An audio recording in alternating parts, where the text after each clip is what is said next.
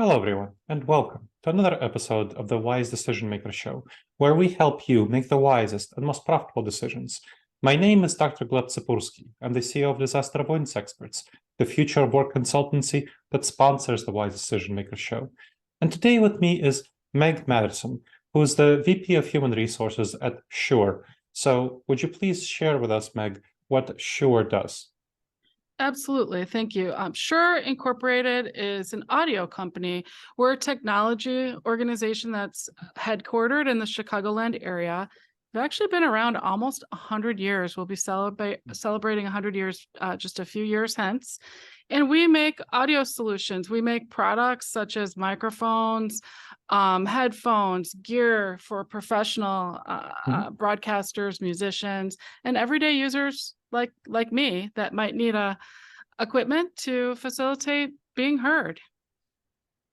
And so I helped something like 23 companies transition to hybrid work right now, figuring by this time. And one of the big challenges that they're experiencing is hybrid meetings, how to have effective meetings where some people are coming in virtually and some people are in the room. And of course, your company works on this a lot, both when providing services for this and internally. So can you reflect on what you found to be best practices for effective hybrid meetings, both within your internal meetings and from what you're seeing with clients? Yeah, they're very intertwined. So I think it's a very astute question. First of all, we focus very heavily on meeting equity. And what we mean by that is we have associates, which is what we call our employees. We have employees not only throughout the nation, but all over the world. And for us to be fully successful as an organization, we need to make sure that they're all fully contributory, that they're all participating, and that they have a way to not only have a seat at the table, but importantly, a voice at the table. So making sure that we set up virtual experiences in a way that facilitates that equity, that meeting equity, I think is just absolutely critical. And sometimes I think our quick shift to the hybrid world has actually created a lot of democratization in terms of access, right? Because, for example, if I happen to be seated here in my corporate headquarters, I can run into someone in the break room or in the elevator, but I don't have that same experience with my colleague in China or Berlin. So when you have a hybrid meeting and a hybrid experience, you're able to really democratize that.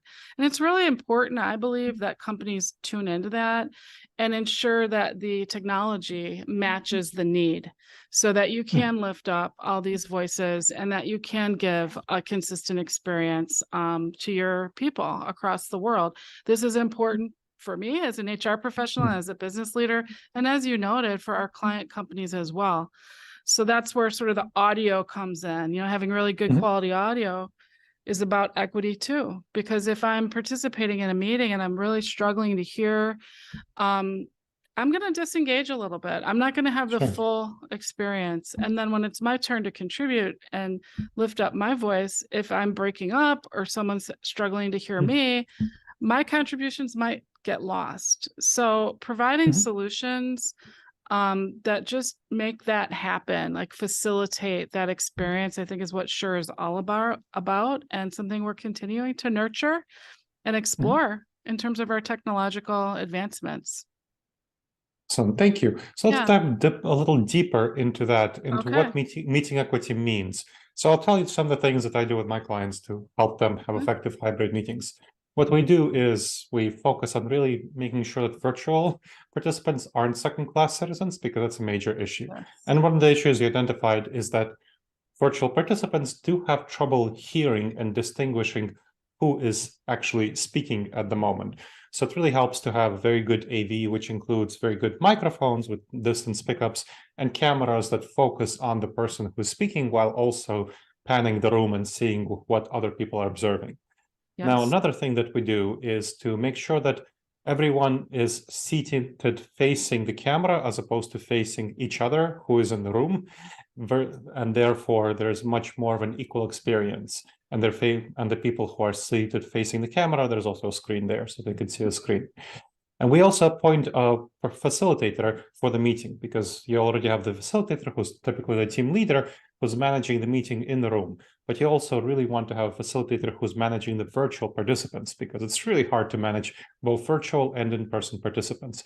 So the virtual participants are managed by this virtual meeting facilitator, who does things like monitor chat and see how people are reacting with emojis and so on. And so those are some tactics that I use for my clients, teach my clients to help them have meeting equity.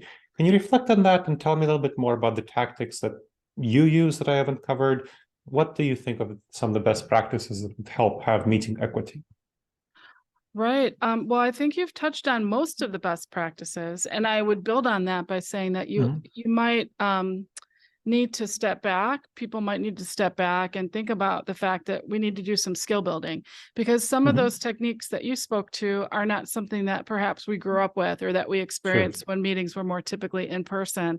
So we've done that at Shure. We've done a lot of management training around how to embrace a remote workforce and how to kind of shift your thinking around managing to results. But I think with that comes the skill that you've described around how do you make sure that you're set up for success. We have technological solutions as well. You mentioned about the need to face the camera and things like that. What we're working on at Shure is smart solutions, things that anticipate those needs in a way that becomes more kind of almost invisible to the user. Cameras that and audio that's smart enough to recognize the speaker and also tamp down the voices of the non-speakers or the paper rustling or the sounds that can sometimes distract, especially for the experience on the far end of the call. So we call that smart solutions and smart technology. We're leaning into software to deliver some of that. And I think that we're going to see, and we already are seeing camera technology as well that does the same. So it's integrating all these things together and also being mindful of the physical space, the facility itself, and is it conducive to a good quality meeting experience? So all really important elements of meeting equity for sure, and things we're still working on. But I feel like some of these solutions are there and available through our product line and getting better all the time. Okay, excellent. So you mentioned that you've done some training for your folks to help them manage hybrid teams and remote teams. Can you dig a little bit deeper into that? Let's double click on that and see what that looks like for you. Yeah. Well, as I mentioned, we've been a company around for a very long time, and we not only design our own solutions and products, but we manufacture them as well. So shifting to the hybrid world was a pretty big change for us. And so what we've been honing in on is helping leaders think about two things. One, individualized leadership. So managing people based on how to get the best out of them as individuals, as opposed to having one set of rules, one set of policies, one set of practices. How do you get the best out of each of your individual contributors? Secondly, shifting away from this concept of FaceTime and being very aware of results orientation. It no longer should matter, at least in the professional workforce, it shouldn't really matter too much where you're getting your work done, or even to some extent when you're getting that work done. It's really about what you deliver and what you're bringing forward in terms of contribution. So helping managers build the skills around how to set good objectives that are measurable and then manage to those has been really part of our journey. And I think it is paying off. We're going to continue to work on this over time and provide additional modules and additional learning experiences, but it seems to be resonating. And what I can say is our associate base, our employees are very, very thankful that we've embraced hybrid and they are delivering results and they are delivering great work product. And we're meeting their needs too. So it feels like the right balance. Excellent. So managing the results, I think, is very, very critical for effective hybrid work and remote work. So what I'm doing with other companies is breaking down the typical quarterly or annual OKRs, objectives and key results, or whatever KPIs, whatever they're measuring, into weekly ones, having weekly performance evaluations. where there is still some face time, but the face time comes in those weekly one-on-ones where the good managers already have weekly one-on-ones. Now, those also have a performance evaluation component where at each weekly one-on-one, manager and the employee develop 3 to 5 weekly goals, which are components of those OKRs that be broader for the quarter, for the year. That would be a component of that, and ideally making them as smart as possible, meaning specific, measurable, actionable, relevant, and timely. And then, and then before the next meeting, 24 hours before the next weekly one-on-one, the supervisee sends a report to their supervisor saying what they accomplished on their 3 to 5 goals, what they struggled with, and how they would evaluate themselves. And then that weekly performance evaluation one-on-one, they would discuss that. The manager would coach them on how to solve problems better.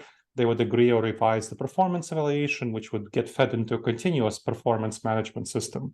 And then they would agree on 3 to 5 weekly goals going forward.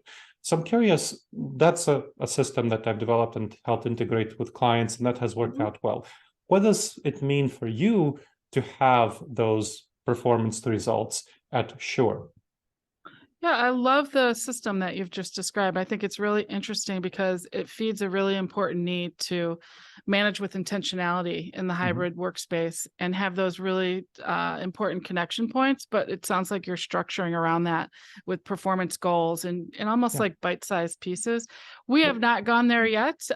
We still manage with annual goal setting, but we do leverage our performance management system, which allows for kind of a continuous loop of feedback and record keeping and note sharing between the employee and their manager. And perhaps we'll move directionally towards where you're advising your clients to go. But primarily what we're trying to help our managers think about is really those goals themselves, and how are people progressing against the milestones, and how are they delivering in terms of the end result, as opposed to, are you there right when I needed you, down the hall? Absolutely. That's really important. It's important to give people autonomy and trust. After the interview, I'll send you a copy of my book, which describes how to do that system. Thank you. Now, you're welcome. What are your thoughts about what will be the future of hybrid work and remote work at Shure? So it sounds like one of the things you might be going toward is having more of that bite-sized performance management approach, which definitely has been useful for my clients to address some of the misalignment that happens over the annual period. And that has been really helpful. So I'm curious what your thoughts are on the future direction of Shure and hybrid work and remote work. Yeah, if I could, maybe I'll give you a little context to explain how we landed where we landed with our own philosophy around the hybrid workplace. And I think it's going to inform our future direction quite clearly as well. So we were dipping our toe in the water of the idea of the hybrid work model. I was calling it nomadic workers. Just before the pandemic hit, we had started our first pilot around that. And then the world shifted under our feet and did change like just so rapidly. Sure. So everyone pivoted who could into the remote working environment. And what we learned through that experience is that it was a scary time, and there were a lot of stressors on our associates, and their well-being was first and foremost in our mind. But as time went on, people began to see some of the benefits of working remotely or working from home. And they started to ask, what was our position on that post-pandemic? So we stood up a cross-functional committee to really dig deep. And I'd say the number one thing that we did, Dr. Gleb, is we listened. We went out, we did focus groups, we talked to our colleagues, we did surveys, and we kept everyone informed along the way. I know you're a big proponent of regular and steady communications, and I think that's so important. And we wanted everyone to know that we were looking at this and we wanted to get it right, because we wanted to set the future in motion. And I think we did get it right. And I think maybe that listening tour sort of benefited us compared to some of the companies that you've seen sort of go through fits and starts in terms of their hybrid work model. We chose to embrace radical flexibility. We allow every associate to make the decision as to whether or not they want to be 100% remote, hybrid, or want to come into the office, and to what extent and how often and when. We're not prescriptive at all. And we did come up with guiding principles, and they're all around things that matter, like results matter, productivity matters, flexibility matters. You said it, trust absolutely matters. Community still matters, but we do believe in our people, and they are delivering under this model. And I'm really proud of the way that we tackled it. As far as what the future holds, we're staying the course. We believe the hybrid work world is not only here to stay, but is probably only going to accelerate. And so what we're doing is continuing as a committee and as a team to revisit what we've put in motion, make sure it's still working, don't rest on our laurels, keep the conversation going, evolve, refine. But I think that we need to just, feed the spirit of what the hybrid work model provides to our people. And through that, to the business outcomes. The business results are what matter. And I think there's a very important connectivity and correlation between being heard and feeling supported and being treated in terms of the whole well-being of the person, and then the business results that are yielded from those colleagues. I think that's really valuable that we're ending with the point of business results. That's where it's all coming from, the customer service, client success, and business results. Excellent. Well, thank you very much for sharing your expertise. It was very helpful. Oh, my pleasure. Thank you for having me. And thank you to the audience for checking out another episode of the Wise Decision Maker Show. Please make sure to subscribe to the show wherever you check this out, and please leave a review. It really helps others discover the show, and it helps us improve the show. All right, everyone. I look forward to seeing you in the next episode of the Wise Decision Maker Show. In the meantime, the wisest and most profitable decisions to you, my friends.